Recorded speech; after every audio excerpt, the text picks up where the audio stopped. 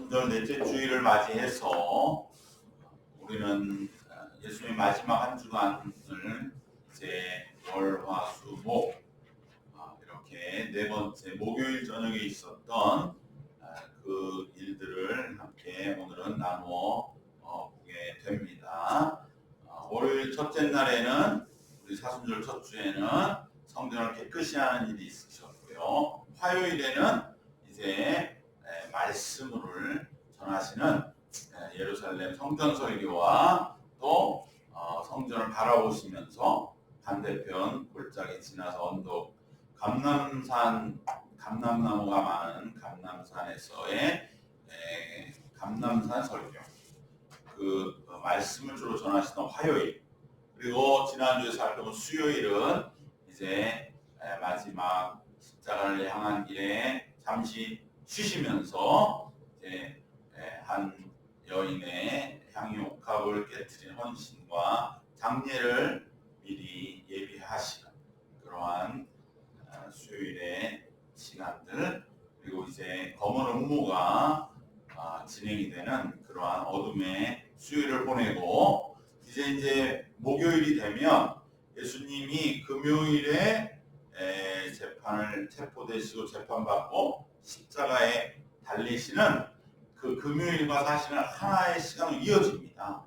그래서 목요일 저녁부터 이제 이루어지는 이 성만찬의 자리, 여기서 예수님은 함께 성찬을 또 6월절 식사를 미리 이제 준비하셨다가 목요일 저녁에 함께 성찬을 먼저 하시고, 그리고 그곳에서 발을 씻어 주시고, 그리고 마지막 말씀을 전하고, 그리고서 이제 겟세마네 동산으로 기도하러 가셔서 그곳에서 이제 체포를 당하시는, 그때는 이미 금요일로 자정이 넘어가는 것이죠. 그러니까 목요일 저녁에 성찬이 시작이 돼서 말씀하시고, 이제 금요일 12시 시작되는 자정이 넘어가서 겟세마네 기도를 하시면서 그곳에서 이제 밤에 체포를 당하시고, 그리고 금요일 날 새벽까지, 이른 아침까지 재판을 받으시고, 그리고 금요일 날 낮에 9시경에 십자가에 달리셔서 이제 오후 3시까지 6시간 동안 십자가에 달리셔서 금요일 날 이제 돌아가시는, 그래서 목요일과 금요일 이어져 있는 그러한 시간이 됩니다. 그럴 때 목요일 저녁의 이 자리는 이제 이 땅에서 예수님 마지막으로 가지시는 그러한 자리인데, 그곳은 성만찬이 있었고 예수님의 말씀이 있었고, 그것이 바로 이 요한복음에는 굉장히 길게 13장부터 쭉 이렇게 말씀이 기록이 되어서 17장까지, 17장의 마지막 기도가 있고요.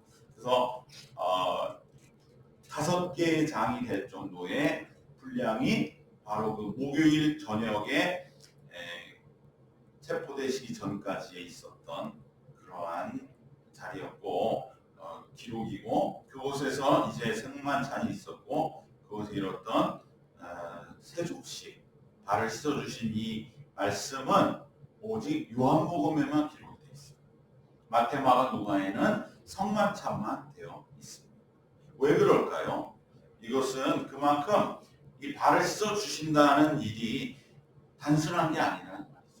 우리는 요즘에도 어떨 때 세족식을 하는 경우도 있지만, 지금은 이것에 대한 편견이 없지만 당시에 발을 써준다라고 하는 것은 일반 사람들은 잘 하지 않는, 그리고 이것은 노예가 하는 일이었다는 것입니다. 그런데 이 일을 예수님이 하셨을 적에 제자들이 너무나 마음에 정말 놀라고, 예수님이 노예가 하는 일을 하시는가.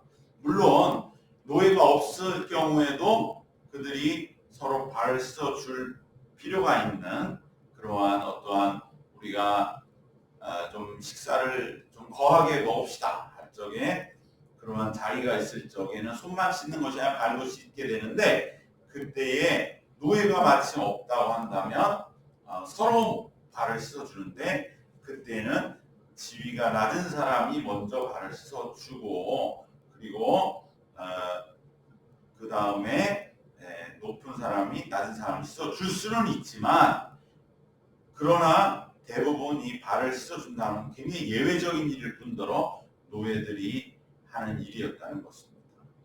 예수님의 이 성만찬 자리에는 노예가 없었기 때문에 서로 발을 씻어줘야 되는 상황이 됐죠. 그래서 예수님께서 오늘 우리가 특별히 손만 씻을 게 아니라 발도 씻고 우리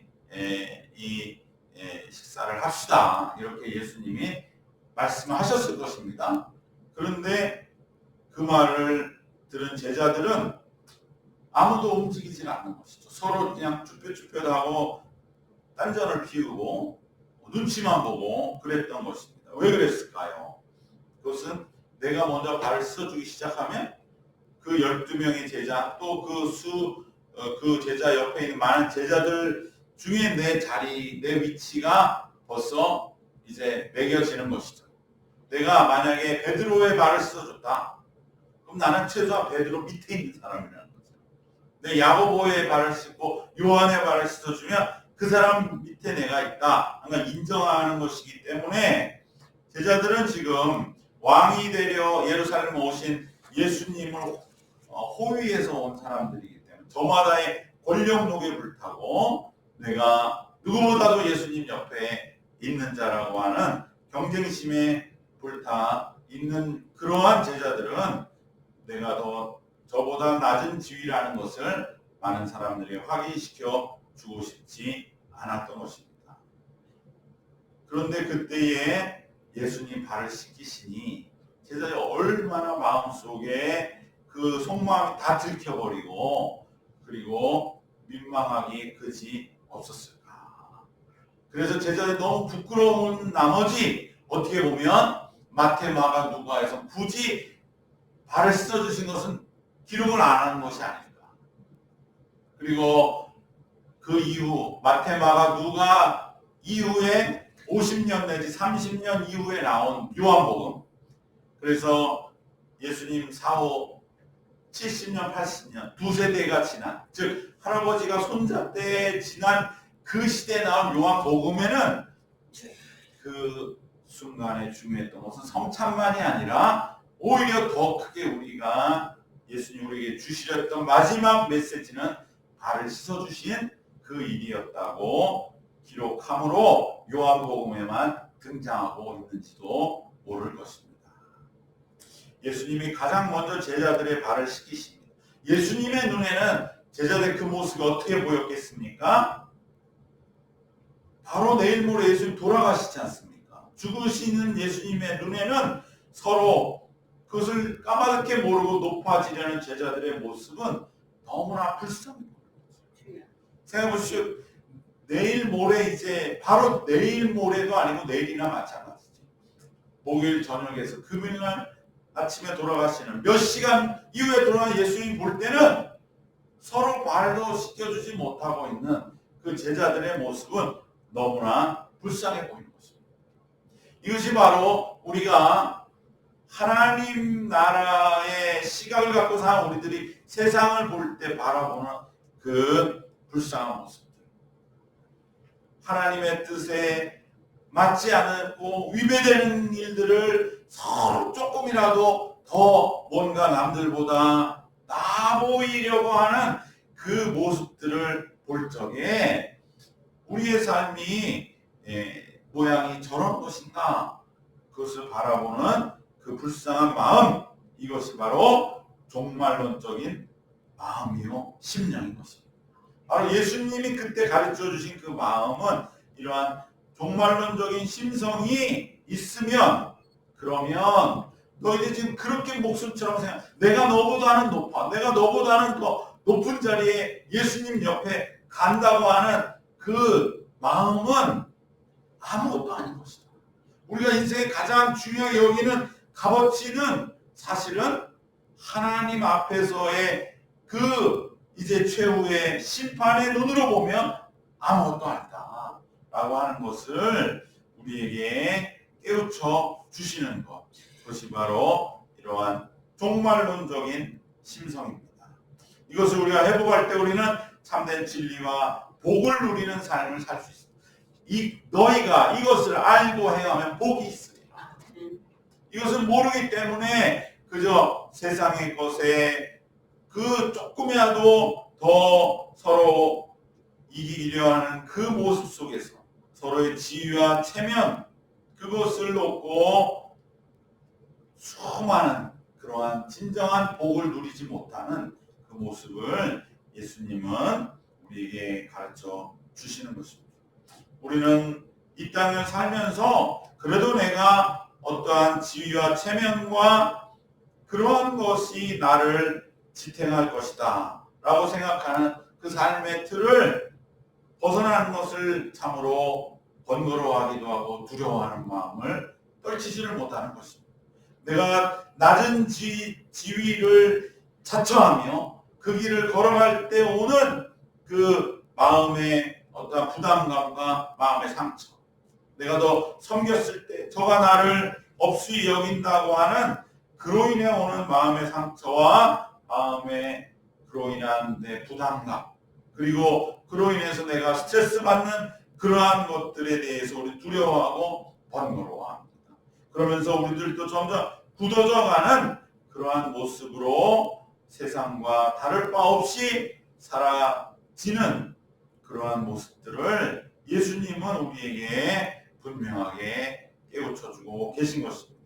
우리가 나 섬긴다고 해서 실제 낮아지는 것도 아닌데, 예수님이 이 순간 제자의 발을 씻으셨다는 것이 그렇다고 예수님이 조금 더 낮아지는 것이 아닌데도 불구하고 우리는 그러한 일들을 행하는 것을 서로 겁을 내며 조심스러워하는 그러한 모습을 예수님은 우리에게 마지막으로 깨우쳐 주시기 원하신 것입니다. 오늘날 그래서 우리가 세족식을 할 적에는 예수님과 같은 마음으로 거저 이렇게 남의 발을 씻어주는데, 예수님은 이미 그런 것이 아무것도 아닌 일이 될 지금 2000년 지난 오늘에도 예수님은 여전히 살고 계셨던 것입니다. 이미 그 당시 노예가 하는 일이나 편견 속에 가득 차 있는데 예수님 그것으로부터 자유로운 것이죠. 얼마든지 이것은 섬기고 사랑의 징표로 행할 수 있는 것임을 보이신 것입니다. 바로 이렇게 종말의 심판 앞에 살아가는 삶의 모습과 태도, 이것이 종말론적인 삶인데 그것은 모든 편견과 고정관념을 얼마든지 뛰어넘습니다. 이것을 알고 행하면 복이 있다. 우리는 세상의 질서 속에, 고정관념 속에 살아가는 것만 복이라고 생각하지만 그것을 뛰어넘는데 오히려 새로운 세계가 열리고 진정한 복이 우리에게 임한다고 하는 것을 예수님 말씀해 주고 계십니다. 낮아짐을 통한 천국이 이루어진다. 그 놀라운 은혜를 예수님은 우리에게 보이시고 이것은 우리의 영적인 삶의 숨통을 틔우는 것입니다. 어떻게 보면 예수님은 정말 안 하던 일을 갑자기 해 주셨는데 그것은 제자들의 마음이 완고해질 때마다 예수님이 십자가의 마지막 우리에게 주신 내 발을 씻어주신 것이 어떠한 지시와 명령을 내리고 뭔가 신비로운 지혜의 말씀을 주신 게 아니라 예수님 말없이 묵묵히 내 발을 씻어주셨어. 그러한 은혜를 입은 내가 어떻게 이렇게 오래 살다 보니 이렇게 완고해졌단 말인가 라고 제자들은 다시들 예수님과의 그 마지막 밤으로 돌아올 때에 새로운 영적인 숨통을 틔우게 된 것이고, 세상의 가치와 질서에 지배되어져 가고 억눌려 있는 우리의 삶을 다시 한번 뒤집어 주시는 그러한 하나님의 나라를 살아가는 그 모습을 우리에게 보여주신 줄로 믿습니다. 바로 이 성찬은 예수님으로 볼 때는 그저 예수님 모든 걸 다 가지고서 그냥 하나의 쇼하듯이 내가 이렇게 섬긴다, 이렇게 낮아진다, 이렇게 한 것이 아니잖아요. 예수님은 누구보다 가장 약하고 이제 죽음이 눈앞에 있는 그 가장 어렵고 힘든 그러한 상태에서 예수님은 오직 하나님 앞에서의 이제 그 자신의 모습만을 기억하면서 발을 씻어주신 것입니다. 우리는 이것을 꼭 기억하고 우리가 오늘날 살아가는 삶을 변화시켜야지, 우리가 내 자리에 그대로 있는 그 자리에서 뭔가 하나의 은혜를 베풀듯이 그렇게 누군가를 섬기는 그 길을 예수님 말씀하신 것은 아니라고 하는 것입니다. 그래서 내 삶 자체가 변화되는 것을 예수님은 우리에게 말씀해 주시는 것을 기억해야 할 줄로 믿습니다. 이제 이 성찬식과 세족식이 이루어진 가운데 예수님 많은 말씀하시고 마지막에 또 17장에 가면 축복의 기도도 해주셨습니다. 그래서 14장에 우리가 그 유명한 말씀, 너희는 마음에 근심하지 말라. 하나님을 믿지 또 나를 믿으라. 내 아버지 집에는 거할 곳이 많다. 내가 너희를 위하여 거처를 예비하러 가노니 가서 거처를 예비하면 내가 너희에게 다시 와서 너희를 나 있는 곳에 너희도 있게 하리라.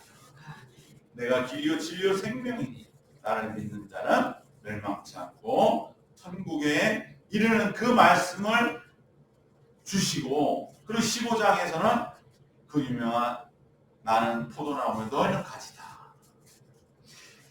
그리고 6장 17장의 마지막 이제 대제사장 기도를 통하여 주시는 말씀, 그리고 성령이 너희에게 오신다.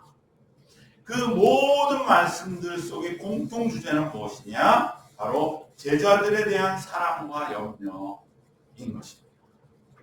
예수님은 이제 13장, 14, 15, 16장, 17장까지 모든 이 5장의 말씀에 딱 유일한 한 가지의 마음은 오직 제자들에 대한 걱정뿐이셨어요. 여러분, 우리도 마지막에 내가 죽으면 어떻게 맞아야 될까? 예수님이 이 모범을 우리에게 보여주시는 것이죠. 나를 사랑하는 주변의 사람들을 끝까지 사랑하는 것입니다. 죽기 전에 우리는 어떻게 보면 내가 발을 씻어주신 예수님 같이 뭔가 저에게 뭔가 사랑을 표현할 수 있는 그러한, 물론 내가 그때는 아무것도 할 수 없고 힘도 없겠지만 그래도 내가 뭔가 마지막 사랑을 표현할 수 있는 그 일이 뭘까? 이거를 주님이 우리에게 가르쳐 주시는 대로 행하라는 것이죠. 그리고 이제 정말 사랑하는 제자들, 그 예수님 곁에 있던 모든 이들에 대한 마음을 헤아려 주라는 거예요. 우리는 그렇게 마지막을 맞이하면 되는 겁니다. 그것이 예수님이 보이신 마지막 모습이에요. 사순절 맞이해서 한번 요한복음 13장부터 17장까지 한번 읽어보시기 바랍니다. 많은 말씀인 것 같지만 딱 하나예요. 제자들을 너무 걱정하신 거예요. 예수님은 자신의 삶의 마감을 앞두셨습니다. 그렇기 때문에 어떤 인간적인 그러한 자신의 운명에 대한 비탄이 있을 수 있고 원망이나 걱정이나 근심, 정말 어떻게 보면 예수님은 억울하게 한 많은 생을 마치는 거 아닙니까? 그것도 너무나 젊은 나이에. 그렇기 때문에 그것에 대한 어떤 번민과 고뇌의 표현도 들어있을 수 있을 것 같잖아요. 인간이기에. 근데 그런 모습은 조금 없으세요. 그래서 예수님은 인간이시지만 인간이 아닌 거죠. 하나님이신 것이죠. 그렇지 않습니까? 너무나 억울하게 세상에서 죽어가고, 우리가 오늘날에도 갑작스레 젊은 시절에 이제 어떤 정치범이나 또 때로는 비극적 인생이 마감되는 것 같은 그러한, 죽음이 내일이면 올 것 같은 그 억울한 사람들 많이 있잖아요. 그럴 때 사람들은 편지를 남기기도 하고 시를 남기기도 하고 그것이 노래가 돼서 오늘 우리에게 들려지기도 하고, 또 또 그 일기가 오늘 우리에게 전해져서 그것이 소설이 되기도 하고 또 많은 그러한 음악에 또 아름다운 가사들도 되고 그런데 거기에는 정말 인생에 대한 그 돌아보는 후회들, 회한들 그러나 내가 이렇게 젊은 나이에 죽어야 된다는 운명 앞에서의 나의 심정이 우리의 마음을 올리는 것이죠. 인생이란 이렇게 때로는 잔혹한데 유한한 것은 어쩔 수 없어. 누구나 죽는데 나이 든 사람이 죽는 거야 특별히 인간적인 어떠한 감동은 또 다른 것이겠지만 이 젊은 사람이 이렇게 자기 한번 인생 펴보지도 못하고 죽는 그러한 사람이 주는 그 인간적인 그 고백들은 우리 울림을 주죠. 예수님 그러한 말씀이 한 마디쯤은 있을 것 같은데 읽어보면 한 마디도 없어요. 오직 제자들에 대한 사랑뿐입니다. 그러니까 예수님은 젊으셨을 때 죽으셨지만 나이 들어 죽은 것과 똑같이 죽으신 거예요. 아무런 회한이 없어요. 한이 없어요. 왜? 왜 그럴까요? 어떻게 그러실 수 있을까요? 그것은 바로 예수님은 해답을 찾으셨기 때문입니다. 그것은 뭐냐? 사랑입니다. 예수님은 사랑 안에서 내가 짧은 생이지만 마감할 때에 내 삶은 이제 더 바랄 것이 없는 삶으로 마무리된다고 하는 것에 대한 답을 찾으신 것입니다. 사랑으로 마지막 삶을 이제 채우는 것만이 예수님이 가야 할 유일한 길임을 결론 지으신 것입니다. 그래서 예수님은 오직 자기가 사랑할 수 있는 최대한의 사람들에게 사랑만을 표현하는 그런 제자들에 대한 걱정으로 나타나고 제자들에 대한 그러한 염려와 사랑으로 나타났던 것입니다. 예수님은 마지막 이 땅을 마감하는 유일한 길을 찾으셨는데 그것은 사랑이었던 것입니다. 그 사랑은 위로는 하나님을 사랑하는 사랑이었기 때문에 예수님은 평안하신 것입니다. 내가 지금 이 죽음 앞에 있는 것은 하나님이 나에게 주신 것이야. 그러니 평안할 수 있습니다. 그리고 죽음 앞에서도 담대하실 수 있습니다. 하나님의 나에 대한 사랑은 변하지 않는다. 그렇기 때문에 내가 이 죽음을 지금 받아들이는 것이 사랑이거든요. 그러니까 담대한 거예요. 두려운 게 아니에요. 이게 사랑인데 내가 여기서 죽음을 피하면 오히려 그건 사랑이 아니야. 그러니까 마땅히 죽음의 길로 걸어가는 것이 너무나 담대한 거죠. 사랑이니까. 하나님의 사랑이니까. 그리고 예수님은 하나님을 사랑했기 때문에 죽음의 상황의 모든 문제 해결을 받으신 겁니다. 죽음 이후에 일어난 모든 일들 또 이렇게 짧은 죽음을 죽어갈 때에 그 내 인생의 값어치라고 남들은 여기는 것 혹시나 평가 그리고 예수님의 또 어떠한 죽음이 지금 너무나 수치스러울 앞날에는 수치스럽겠지만 그러나 그 모든 것도 하나님께 다 맡기게 되니까 그러니까 예수님은 이 죽음이 너무나 끔찍하고 그 죽음은 너무나 어떻게 보면 앞일을 알 수 없지만 그럼에도 평안하고 담대하신 것입니다. 그것은 오직 하나님을 사랑하셨기 때문에 그 사랑 안에서 답을 얻으셨기 때문입니다. 그리고 옆으로는 이제 사람을 사랑하시는 거죠. 그 사랑은 바로 곁에 있던 제자들. 그래서 오직 제자들에 대한 걱정 그리고 제자들에게 조금이라도 이 십자가 죽음이 무슨 뜻인지를 알게 하시고자 깨닫게 하시고자 소통하시고 설명해 주시고 발을 씻어 주시고 그리고 그들에게 대한 사랑을 표현해 주신 것입니다. 그래서 우리는 13장에서 17장 동안에 그 긴 말씀에 예수님은 왜 자신에 대한 걱정이 한마디도 없는지가 풀리는 것이죠. 아, 예수님은 사랑해서 죽음에 대한 길을 찾으셨구나.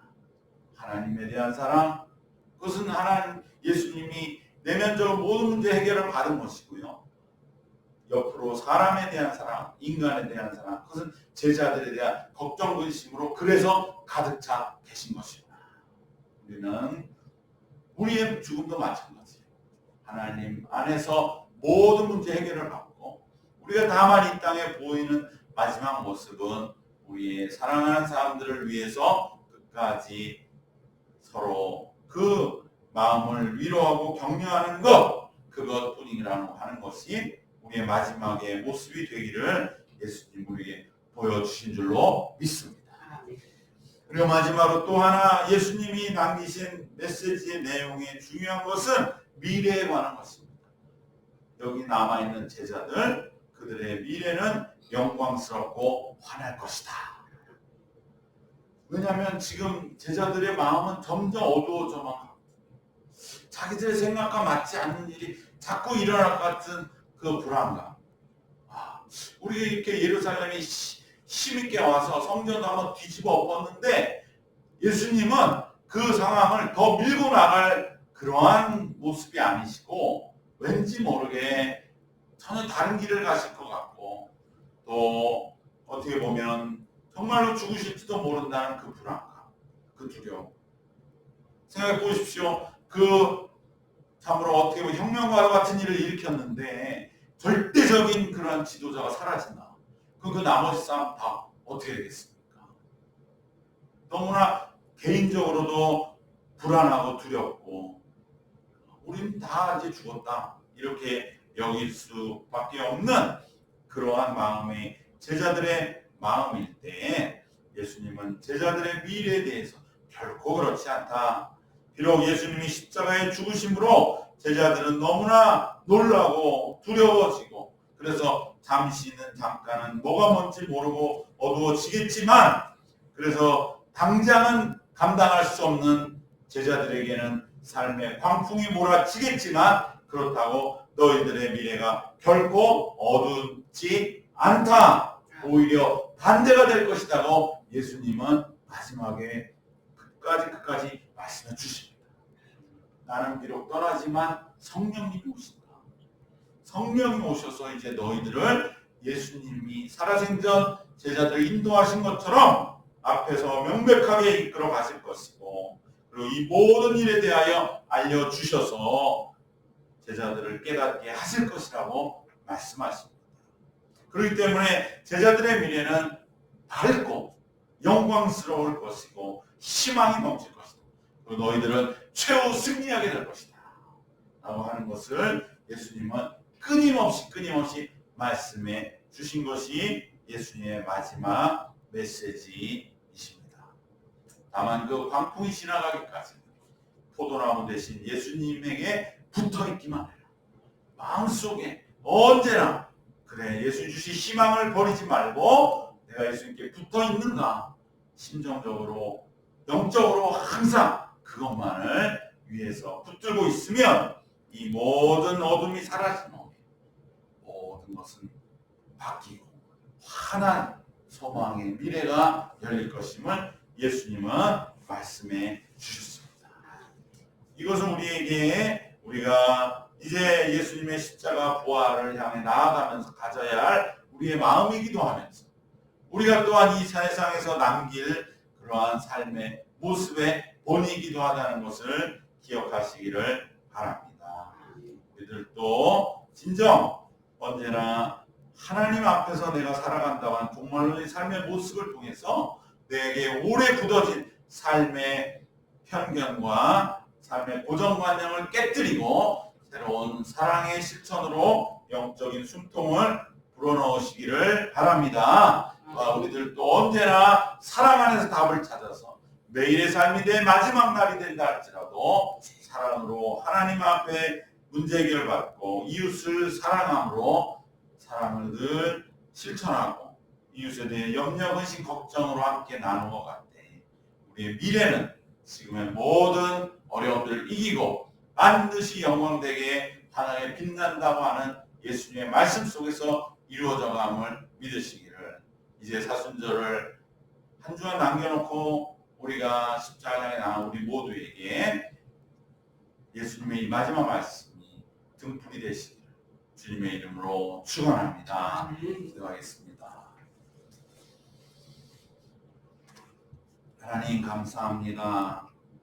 세상은 높아지려 하는 그 마음 때문에 아무것도 하지 못하고 그저 서로 눈치를 보며 의기소침해 있지만 그 모든 상황을 깨뜨리시고 하나님의 나라를 이루신 예수님의 그 헌신과 섬김이, 그 자유함이 오늘 우리의 삶의 모습이 되도록 더 강건하게 우리를 지켜 주시옵소서. 우리는 하나님 안의 사랑 속에 이 모든 답의 문제를 얻고 또한 우리 이웃들을 사랑하며 하루하루를 하나님 앞에서 심판받는 종말론적인 삶의 모습으로 내 하루가 내 삶의 마지막 날이 되는 그러한 삶의 영적인 형편으로 결단으로 하루하루 살아가는, 그래야 하루하루의 삶을 주님 앞에 평가받고 주님이 주시는 위로와 안식 속에 마감해가는 남은 생이 되도록 주님 인도하여 주시옵소서. 우리하여 모든 것을 이기고 이제 부활의 영광의 그 미래에 대한 소망 속에 주님이 주시는 이 말씀을 품고 성령과 함께 오늘의 이 어려움을 이겨나가는 저희 모두 되도록 인도하여 주시옵소서. 사순절의 온전한 영으로 새롭게 변화시켜 주실 우리 주 예수 그리스도의 이름으로 기도드리옵나이다. 아멘.